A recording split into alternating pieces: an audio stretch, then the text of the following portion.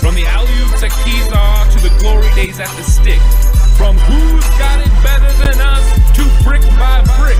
It's always the 49ers way. From off-season to game day.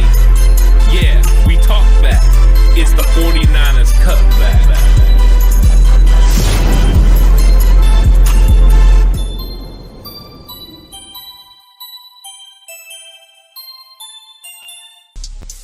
It's 49ers Cutback Podcast time. Welcome to the show, everyone. The 49ers trade deadline has come and gone. And with that, the 49ers make a huge splash move, bringing in Chase Young. So I titled this, The 49ers Chase Gold. And I think that's exactly what they're doing. Welcome, everyone, for joining in. Let's have a fun conversation about what John Lynch was capable of doing here at the trade deadline to bring in another high-profile, high-caliber player in Chase Young. Of course, injury concerns have pretty much followed Chase Young since year 2 when he got hurt. But we're talking about a guy who was Rookie of the Year in his first season, a second overall pick, a lot of talent. The dude is a beast, and now you're adding him opposite of Nick Bosa. And if you go back through my videos, I talked about the 49ers potentially trading for Chase Young before the season, so you already know I'm super excited about this one. And what's up to David V? Says hashtag TCC. Yeah, what's up? David V's in the house. Josh, what's up? Says, what's up, Ant? How's it going? Josh also says 49ers trades taking candy from a baby. Yeah, we're going to get into all of the specifics. Joel, how's it going? David Campbell's in the house. How's it going? And Joel already says, since we didn't get a quarterback, when do we activate Womack or Luter Jr.? So I'll get into those in 1 second. But I want to talk a little bit about Chase Young because this was an absolute, brilliant move for the 49ers bringing him in. And I want to go through, what they gave up and exactly what it means financially. But I got to do this real quick. The last of the major pro sports league kicks off this week, and Bet Online is your top spot for all your NBA action this season. With Major League Baseball postseason, NFL, and college football, and NHL in full swing, Bet Online is your number one source for wagering news, odds, trends, and predictions. Get everything NBA at your fingertips with both desktop and mobile access for every sport anytime. Head to the Bet Online today to get in on the action. Don't forget to use your promo code BELIEVE to receive your 50% welcome bonus on your first deposit. Bet Online, where the game starts. So you get Chase Young. And what do you give up? A third-round comp pick. Like, this is nuts. Me and Josh were having a little bit of discourse about this over on X or Twitter or whatever you call it. So the thing is, you give up a third-round comp pick. Basically, that's what you got back at one point for Martin Mayhew, and now you're sending something that way. Absolutely fantastic. The 49ers go the cheap route. A lot of people very upset with the 49ers for not getting Montez Sweat earlier in the day for a second-round pick. But let's be honest, they were going to outbid the Bears, whose second-round pick goes to, pick 35, pick 36? You're not going to turn that down if you're Washington. But the 49ers sit back, they wait, and then they strike on a move to get Chase. And that's exactly what they had to do. They had to make a splash. I think they would have liked to have made a splash in the secondary as well. Maybe that didn't materialize. But what you're getting is a guy that can set the edge and do very good as far as helping in the pass game. And David V uses his membership abilities to use a super chat and says, let's go Niners. So thanks so much, David V, for that. So you give up a third-round comp pick. Then it turns out Chase Young for the rest of the season is only going to cost the 49ers $561,000. That's it. The fact that it's just $561,000 means the 49ers continue to maintain their cap space that they want to roll into next year, financial flexibility. The Gregory trade did that, and now the Chase Young trade does that. So the 49ers are making sure they keep their financial flexibility heading into next year with decisions that need to be made about Tauno Fonga, Aaron Banks, Brandon Ayuk. There are decisions that the 49ers have to make moving forward, and they continue to have the money to do so. Now, if Chase Young decides to leave in free agency after the season, you're probably going to get a third-round comp pick back for him. So you may lose out on a third-round comp pick in 24, but get that comp pick back in 2025. it's almost a no harm, no foul. Now, if Chase Young comes in and balls out and you decide that you want to use that money to go towards Chase Young, you could definitely do that. So the 49ers have options with this move. But financial flexibility is huge, and the amount of capital they gave up is huge, considering that Chase Young has 5 sacks in this season. So the 49ers just traded for Chase Young, and he's already the number 1 sack getter on the 49ers. It's crazy. That's how big of an upgrade that was right away. And David V with the super chat, thanks so much, David V, says, let loose the dogs of war.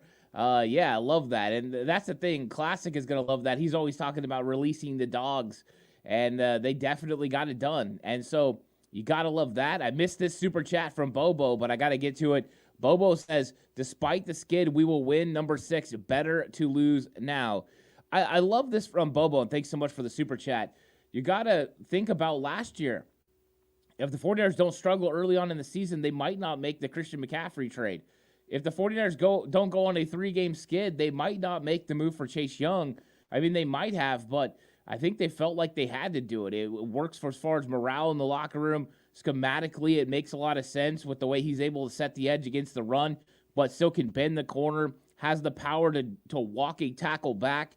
The 49ers now on their starting defensive line have 3 first-round picks: Chase Young, Nick Bosa, and Eric Armstead. And Javon Hargrave has played at a high level. Now Chase Young has to be the guy that wins on those double-team opportunities. They double-team everybody else. You're one-on-one, you better win. And I think that's going to provide some opportunities for everyone else on the defensive line. So I absolutely love that move right there. It was fantastic. So a big move for the 49ers, getting Chase Young, whose pass rush productivity this year is tied for 6th with TJ Watt. So that's the kind of force he's playing with this year. He's playing at a very high level. You see Nick Bosa is in the teens. He's at 16th. And you've got Chase Young coming in at 6th, reuniting Chase Young and Nick Bosa together again, just like they were at Ohio State. So you know they've got similar coaching. They had played for the same defensive line coach in college, similar hand placement, hand technique. They both play with power. They both have speed to bend the corner. This is a great pickup for the 49ers because now they have a legitimate threat that offenses have to pay attention to. You want to single them up? Yeah, Bosa's got to win in single situations. Yes, Chase Young's got to win in those situations, but it's not as easy now as just max protecting, doubling everyone, because these guys can still win and be double teamed. So I love that overall. And I want to get to some of these comments too. I don't want to, miss out. I know that we had some good questions, so I want to get into those. Just like Joel said here, since we didn't get a cornerback, when do we activate Womack or Luter Jr.? It all depends on where you expect to play Womack. I think we're starting to get to the time where Womack was officially going to be healthy. The 49ers can activate his 21-day window at any time now. We'll see what they do. The questions for Womack do they see him as a nickel corner option? One of the concerns they had last year, and the reason that De'Amari Lenore ended up taking a spot in the nickel last season, was his run fits. That is something that they were definitely worried about with Womack, and it got him off the field. Is he better this year? I don't know. The fact that they've continued to play him outside all through training camp, all through the preseason, makes me believe they see him as a outside corner. So I'm not sure he's an option because Tarvarius Ward and De'Amari Lenore are going to start. They're your 2 best corners on the outside right now. I think most people's question marks are Isaiah Oliver. So until you have an outside corner you feel is better than Lenore, so you can move Lenore in, or better than Isaiah Oliver in run fits, I'm not sure they make that move.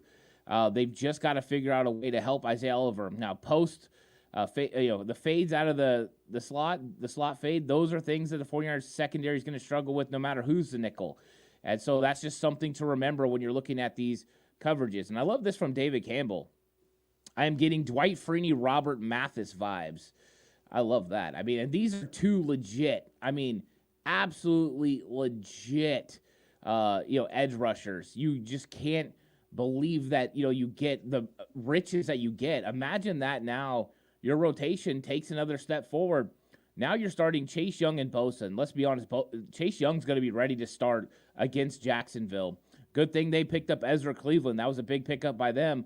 They're going to need it against this 49ers defensive line because now they're going to come in waves. You got that. Then you've got Gregory and Farrell coming in next on the outside with Kevin Givens and Javon Kinlaw. I think this might be now the depth that the 49ers have been looking for, and that's one of the things everyone's been talking about when they were coming in the reaction shows and talking to me, was maybe the depth wasn't what people thought. And so I think that's huge. And Mr. Corey says Chase Young helps the secondary people. I wanted Young over Sweat. Yeah, I mean, Mr. Corey has been big on the addition of Chase Young all the time that he's been coming through the channel, and it's huge to go ahead and get a player like this. It does help the secondary, and I think that the 49ers know they need to make some adjustments there, and I think that they will, and this helps. Anytime you can speed up the internal clock of a quarterback, it makes them make their reads a little bit quicker, which means if you understand the concepts of the team that you're going against, you could take away their early reads and make them throw the ball to their check down or their kill zone, where you can roll up and make the tackle for a short gain or potentially get home for a sack. So that is exactly what the 49ers want to do. They just haven't had the weapons up front to do it. And I don't think Randy Gregory really has had enough time to completely get into this 49ers defense. And there's some things that need to be worked out schematically. I'm not going to sit here and blow smoke up anyone's butt and say it's not, because there are some things they need to get better at. But Chase Young definitely helps this football team immensely just from a game plan situation, because now offensive teams have to pay attention to that other side. And if you have a left tackle that's pretty good, it doesn't mean you can just leave him one-on-one with Chase Young. If you don't give help, he might end up getting a sack on the play. So it's a big thing, and Josh is kind of saying the same thing Mr. Corey is. Pass rush will make this secondary elite. It's going to make it a lot better. That is for sure. And what's up to Spidnick Danger? Spidnick Danger in the house. Always good to have Spidnick Danger coming through saying hashtag TCC. And hey, hit that like button. Yeah, like the video, subscribe to the channel if you haven't already. Really appreciate it. If you're listening on an audio platform, 49ers Cutback on Believe. Thanks so much for joining the show as we go through and talk about Chase Young. It's making people feel like WTM. Today feels so good. And it's interesting. You know, I work nights, so I wake up a little bit later. And as I wake up, I'm seeing the Twitter, and it's like there's all this negative from Montez Sweat, from Ezra Cleveland, and then in one fell swoop, a move for Chase Young for a third-round pick, financial flexibility. You start to see the wizardry of John Lynch making a move and getting it done and putting the 49ers in a position where they can chase for gold, because they are trying to win right now. This is a move that signals, once again, the 49ers are all in. I mean, Charles Omenihu said, wow, 49ers going crazy. He understands what this move means for the 49ers defensive front. He understands what this means as far as pass rush, because pass rush gets the 49ers moving. I mean, we talked a little bit about how this move helps the secondary and how it makes the rotation that much better. But that's what you want. You want those waves. That was one thing about 2019. The front four, the starters were absolutely elite. I mean, they could all get home to the quarterback. Well, now you finally got that, because I think as much as I like Cleveland Farrell against the run, and I think he's been really good setting the edge against the run, he hasn't been a consistent force at bringing pressure. So teams knew they could pay full attention to the other three and single up Cleveland Farrell. Craig Jackson was coming in, and he hasn't been able to get it done. So they went the Randy Gregory route, and we haven't seen it consistently work. But one thing that was noticeable, even once you got Randy Gregory, was you still didn't have the full rotation you needed, the depth that was going to be able to consistently bring pressure every single snap when Bosa's not on the field. You know, when Hargrave's not on the field, you have to have guys that can get it done. And so the 49ers had to make sure they did something that was going to help this defense and put them over the top, and this could be the move. Chase Young could be the move that makes this defense not only go back to what they were doing in the first 5 games, but actually take it to another level. And that's ultimately what you're trying to do with the trade deadline, is make things happen. Mark says, let's hope Chase gives new life to the rest of his teammates and turn this around. It comes at a great time, right? Last year, Christian McCaffrey, when he came in, it sparked them. And I know they lost to Kansas City, but after that, there was no wavering, right? They just believed that they were going to come back. They were going to make plays, and they reeled off, some big wins. And you've seen the 49ers kind of have to make a move after Seattle went out and got Leonard Williams and fortified their defensive line.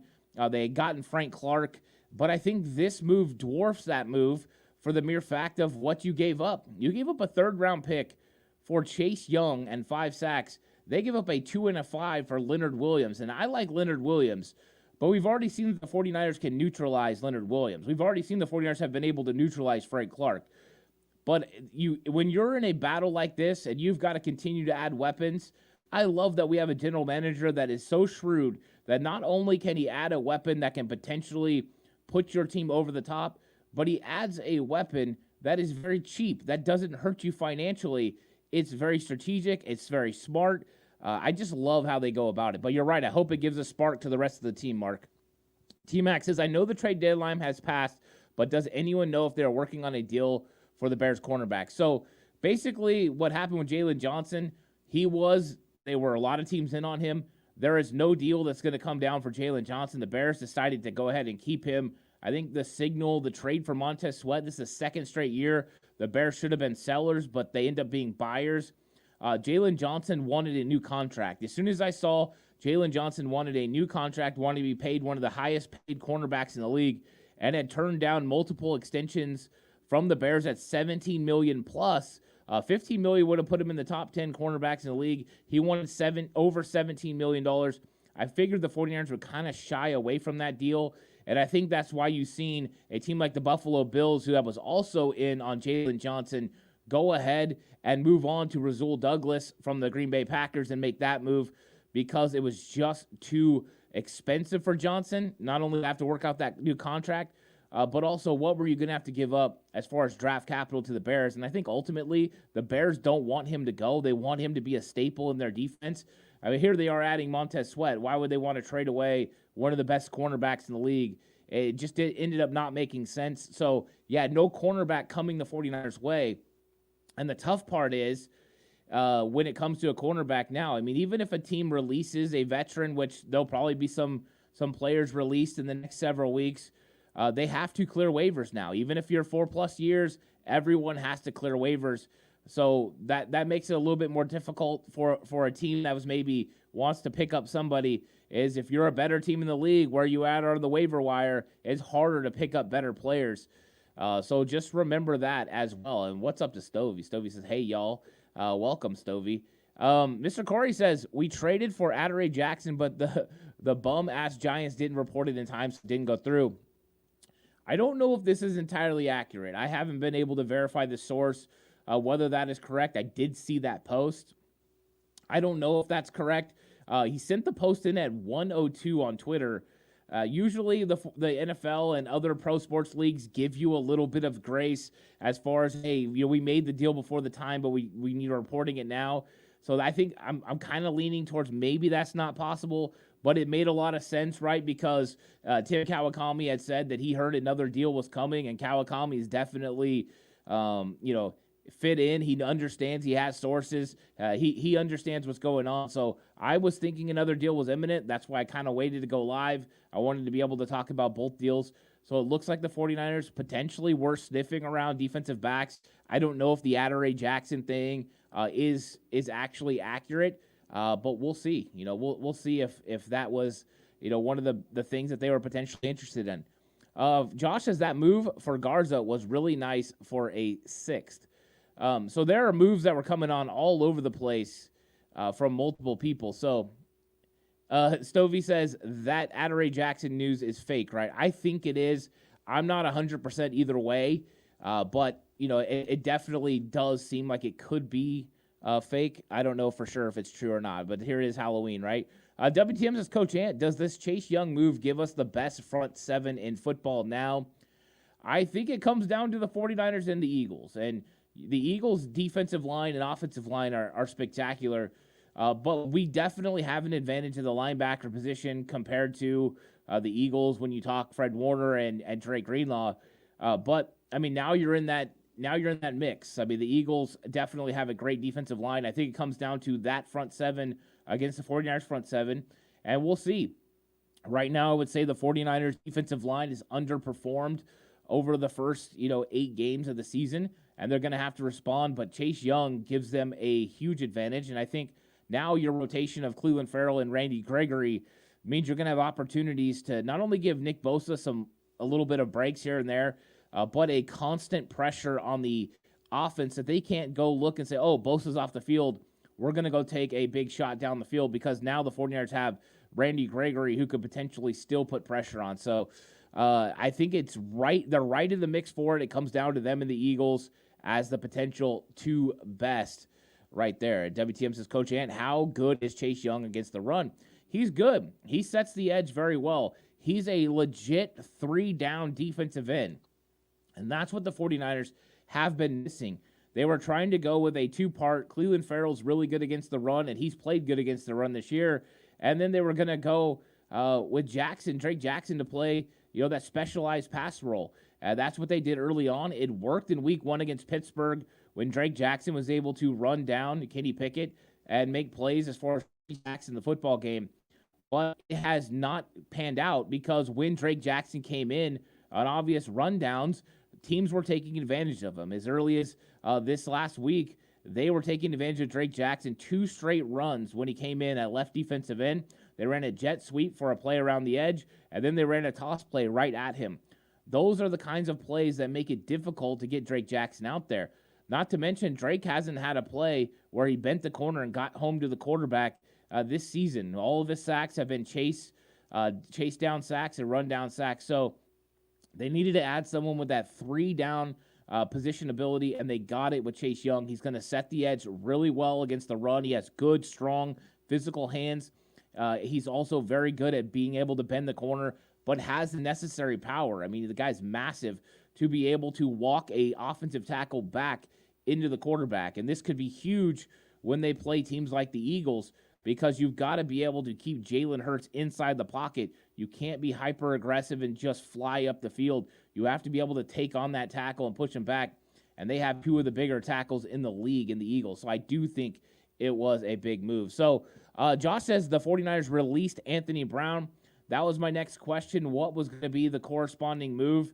The 49ers go ahead and make a move at the cornerback position, releasing Anthony Brown. That's coming from Josh, 49ers Faithful Forever. So thanks for staying up to date on what's going on, because that was one of the things I had in my notes. What's the corresponding move?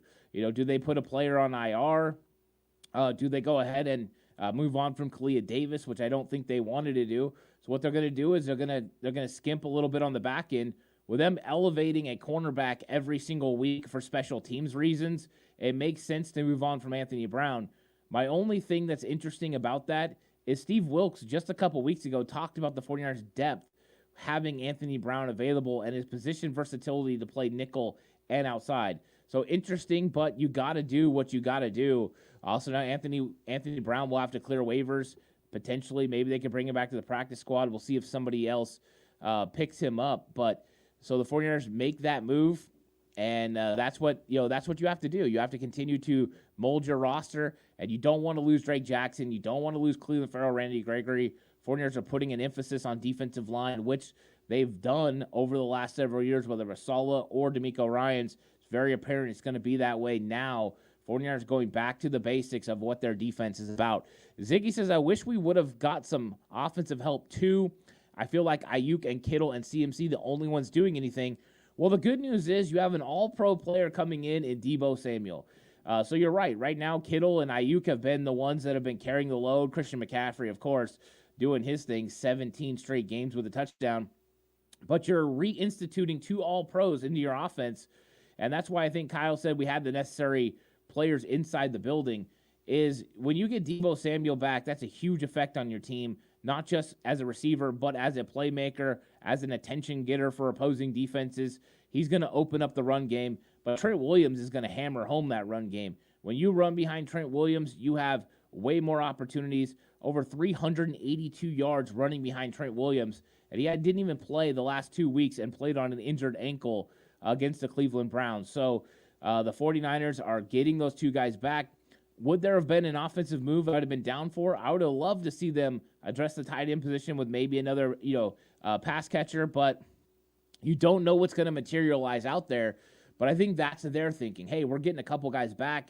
Without Deebo Samuel, the 49ers are averaging 17 points a game. With Deebo Samuel, the 49ers are averaging over 30 points a game. So maybe that is huge. Bobo says, I guess Kyle and Wilkes are confident with the DBs we got. I think they probably entertained bringing in a defensive back. I'm sure, a cornerback would have been something they were interested in. But when it comes to John Lynch, he's got to make sure you pick up a player that helps your football team while also not mortgaging the future. That's why you see all these moves that he's made. Gregory, Chase Young, very shrewd moves. So both will have an impact on the secondary. Whether you bring in a corner or you bring in a defensive lineman that adds pass rush, both will have an impact on the overall success of an offense throwing the football. But, yeah, I mean, if there was an option there to improve in the secondary and help this team without, mortgaging the future of the 49ers roster and sustainability of potentially keeping this window open a little bit longer, I think John Lynch would have done it. It didn't materialize, so that's kind of, why they've had to do, the moves that they've made. And what's up, Paul? Paul in the chat, how's it going? Glad you came through. And Ziggy says, I do like Womack in coverage, though. Yeah, I like Womack. I mean, he's a ball hawk. The one thing that he gives up a little bit is this in the height category, but we see Demo's able to overcome that pretty consistently. So I do think Womack is a legit option for the 49ers. I just don't know if they are willing to put him in the nickel, and I don't think he's better than Deommodore Lenoir on the outside. And without him being better than Demo on the outside, I don't know where we would see Womack play. I think Isaiah Oliver, against the run is literally spectacular. Against the screen passes, he's absolutely spectacular. But right now he got beat for those 2 touchdowns, and I don't think people are going to get over those things very quickly. The first one, the slot fade, in my opinion, was just a great throw and a great route. Coverage wasn't bad. It was going to take a spectacular throw, and they got it. The second one, he bit. I mean, that's on him. He tried to fly up and make a play in the screen, and Jamar Chase just ran right by. It was a great play call, great execution, and Isaiah Oliver got caught with dirty eyes, and he got beat on it. So, I mean, sometimes you just have situations where players make mistakes, and I think Isaiah Oliver made a couple in this last game. Paul says, love the trade, hoping Luter Jr. and Womack can contribute. I don't know. I hear people talking about Luter Jr. all the time. I'll be honest with you. I don't think Luter Jr. is going to play this year. I think they're going to completely redshirt him the entire year. I do expect Sam Womack to come back because his impact on special teams can be felt. Plus, he's a legitimate, corner 3 for the 49ers with position versatility if they need. We might lose something as far as run fits in the run game, but I think he's legit. I think Darrell Luter Jr. is a little bit further away. I think the 49ers know that with him, with Robert Beal Jr., and they're going to just kind of hold those guys till next year, and then they can come in and compete, get a full offseason with the 49ers, kind of the way they did with Kalia Davis. They're trying to build these guys, but it allows them to kind of keep a hold of these guys a little bit longer. So I don't expect to see Luter Jr. unless we suffer some major injuries at the cornerback position in 2023. So I think that's just, something that happens. Josh says the 49ers signed offensive lineman Jesse Davis to the practice squad, released Sheffield. Makes sense. Sheffield had used his 2 advancements to the active roster. Go ahead and bring on an offensive lineman. You just lost Aaron Banks potentially for they said a few weeks, so I don't know if that means he'll miss Jaguars and one more or just Jaguars. Luckily, you have John Feliciano to step in and start. I think that's a good option. But you are a little bit weaker in the interior offensive line. They could also go with Matt Pryor. They showed that a few weeks ago that Matt Pryor could play on the inside too. So I think they feel like they have some position versatility, but why not bring in the offensive lineman? You have Jamar Jean-Charles. You have other secondary help. So 49ers doing that. Stowie says, heard in another podcast, Sapp mentioned the Tampa Bay Bucks days. It was all about the D-line for the DBs. Yeah, 100%. That's why John Lynch and Kyle Shanahan, because if you remember right, John Lynch is kind of they don't quite overlap each other, but they played in the same regime, right? They have the same understanding with the defensive coaches. John Lynch plays in Tampa Bay. It's all predicated off Simeon Rice, Warren Sapp, that great pass rush with a good middle linebacker, and then everything kind of comes off of that. So I think when John Lynch and Kyle Shanahan got together, they had a same thought process on how to build a team, and it was starting from the defensive line. And that's exactly what they're doing here. They continue to do that. And when you do that, it leaves opportunities for your secondary to make plays. And the 49ers secondary through the first 5 games was ball hawking ability. They had 10 interceptions through the first 5. Through the first 6, they had 11. That is great production from your secondary, your linebacker core. So, yeah, that's how you build it. I think that's exactly what John Lynch and Kyle Shanahan have been trying to do and continue to do. If you can't upgrade sometimes in the secondary, you upgrade other spots that help. It's all intertwined and all working together, and this is going to be a big piece. The 49ers getting Chase Young, it just changes the way offenses are going to be able to attack the 49ers defense. I think now the 49ers defense can start dictating again. One of the biggest things with football is dictating what the opposing half does. And if you're on defense, you want to make the offense only able to do certain things. Right now, they haven't been able to do that, so I think Chase Young's going to give them the ability to do that. Ziggy says, now the question is, do we sign after this year? How much is he worth? Well, that's the fun thing. You get to let this completely play out. If Chase Young comes in and absolutely tears it up, your team turns into a bona fide Super Bowl winner, and you win the Super Bowl, and Chase Young ended up with 15 sacks, and he was a big reason why, you can work out a contract and bring Chase Young back. If you decide financially it's not feasible moving forward, that he's not going to give you enough productivity to bring him back in 2024, then what you go ahead and do is you just move on from Chase Young. He's going to go out, sign a big contract somewhere else, and you are going to incur a third-round comp pick that you just gave up. You get it back in 2025. So you lose one in 2024, but you get it back in 2025. So it's really no harm, no foul. And it's a lot of upside for the 49ers. If Chase Young tears it up, they win a Super Bowl, and then you pay him, great. If he ends up leaving in the offseason, but you get a comp pick back, great. It's a solid move for the 49ers, but they want to make sure they have an edge opposite of Bosa that can get it done. So I think the good thing is they don't really have to decide, what they want to do with him right now. And that's what Stovey's saying here. Plus, if we don't re-sign Chase, we get a third-round pick back if he signs on a new team next year. Exactly. And I mean, the funny thing is, right, we gave up a third-round pick, or we got a third-round pick, comp pick back when Martin Mayhew became the general manager of the Washington Commanders. Now we just traded that back. I mean, that's one of the funny things is. So, Finkelstein says, I still remember when I was a young tyke the Niners traded for, who was the absolute difference maker, and he helped us win our first Super Bowl. I'm guessing you're talking about, I'm going blank, Fred Dean. I'm guessing you're talking about Fred Dean. I didn't see you put it in there. But yeah, they traded for Fred Dean. He ended up being a difference maker, and the 49ers defense just absolutely took off after that. So yeah, that was Fred Dean, who would smoke cigarettes at halftime and all that. Funny story. But I'm guessing that's who you're talking about there. T-Mac says, hey, thanks, brother. Thanks for coming through, T-Mac. Really appreciate it. Always glad when you guys come through. And Mr. Corey says, time for Kinlaw to come off that 99. Here's the thing. I remember last year because of Christian McCaffrey that players are not allowed to change jersey numbers during the season. So he's going to have to take a jersey number that is available. And last year when the 49ers traded for McCaffrey, Jeff Wilson Jr. wore 22, so he had to wear 23. So the option for Chase Young, he can't take a number that's already used. So what are his options? Well, I was thinking about that. Givens has got 90. Armstead's got 91.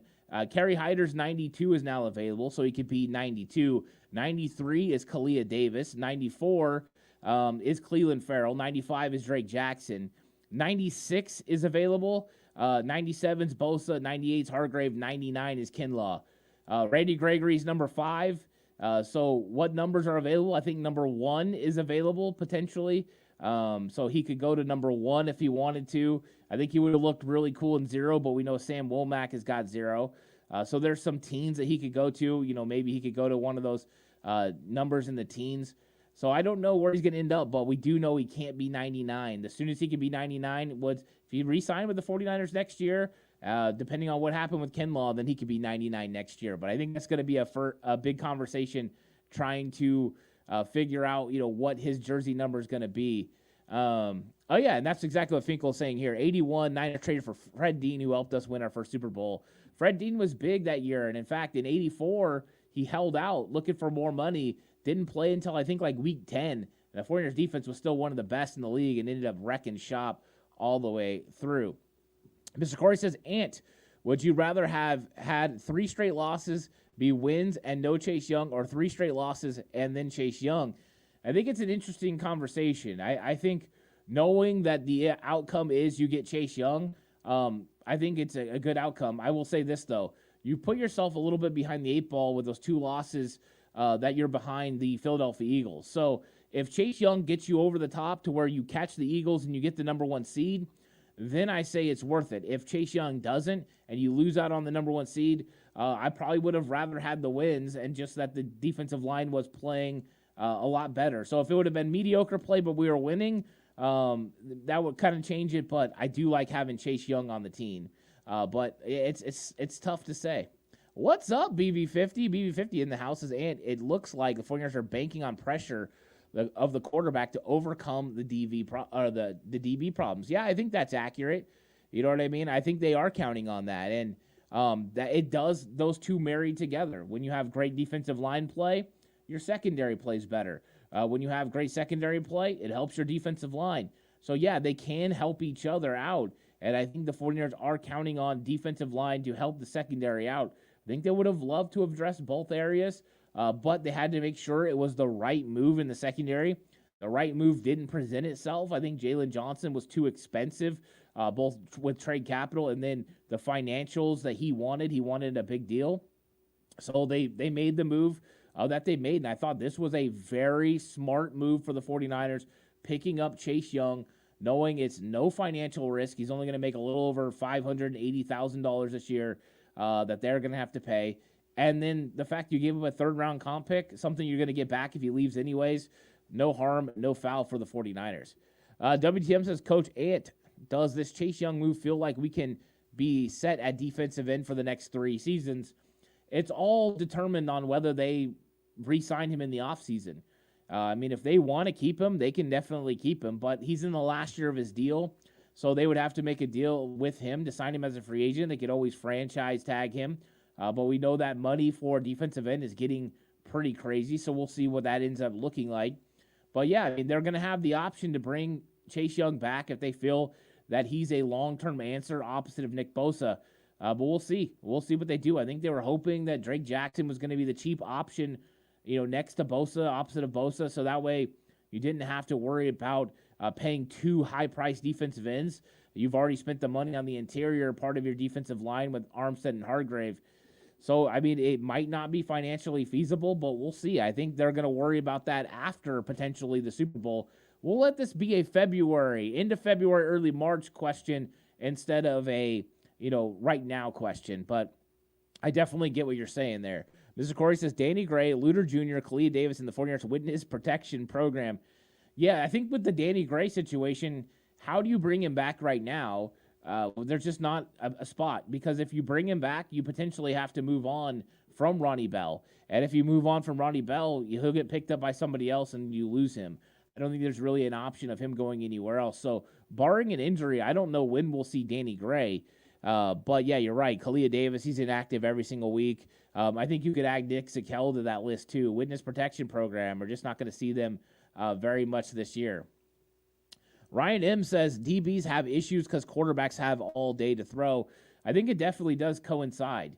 The more time that, that team has to throw the football, it makes it a little bit more difficult. But when you can put pressure on really quick, then what happens is then secondaries can take more opportunities, take away reads 1 and 2, depending on the concepts that you run.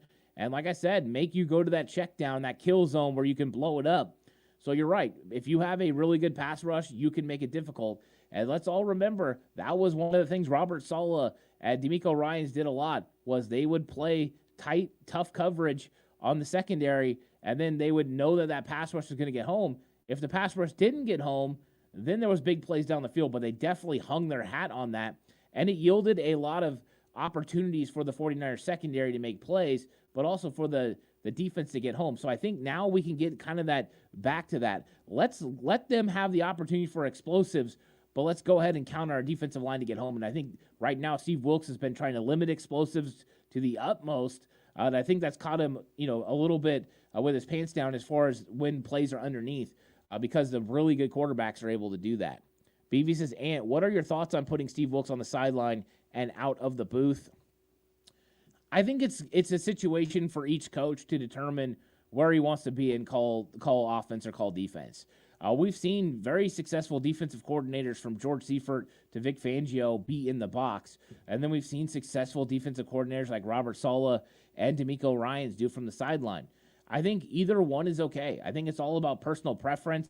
I don't think you're going to get some, a huge spike from putting Steve Wilkes on the sideline. He's not really the type of raw guy that D'Amico Ryans and Robert Saleh were. They were very, energy infused, and they expressed their energy on play after play. When it comes to Steve Wilkes, he doesn't. He's very strategic. He's very controlled. He just makes sure he stays analytic the whole time. So I think the booth actually suits him very well. If he decides to come out of the booth and call on the sidelines, I don't know how much of a difference that'll make. I know you can see the field a whole lot better being in the booth than you can on the sideline. So I think it just all comes down to who you want to be and, and where you want it. But, I mean, when you have position coaches like Chris Kasarik, Johnny Holland, Daniel Bullock, I don't think you have to have your defensive coordinator on the sideline. Chris Kasarik and Daniel Bullock are very intense individuals. They can get on their guys, and really that's their job as position coaches. So to me, I don't really think it's a thing. Kyle used to call offense from the booth. Now he's a head coach, so he has to be on the sidelines. But to me, I just think it's however you feel like it. Mr. Corey says he wore 2 in college. Well, Deommodore Lenoir wears 2 now, so it won't be 2. We'll see. I don't game like I used to say. Hopefully Chase can say, hey, coach, this is what we did against Philly in our games against them.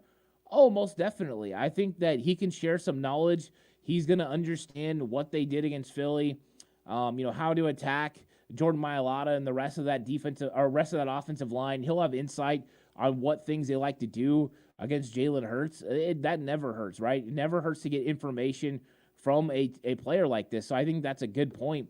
And really, now you have a legitimate option opposite of Nick Bosa. David Kemp said, Wilkes is probably going to use Young in his zone blitz pass coverage. Oh, don't you put that evil on me, David. Don't you do that. I hope not. I really do hope not. Mr. Corey says, Hargrave is only guaranteed money for 24, and that's it. They can afford Young and Ayuk. I think they can afford it. That's not the question. The 49ers have found ways to make sure they can afford the players that they want and that they need. So I definitely think they can afford it. I think it's going to come down to production.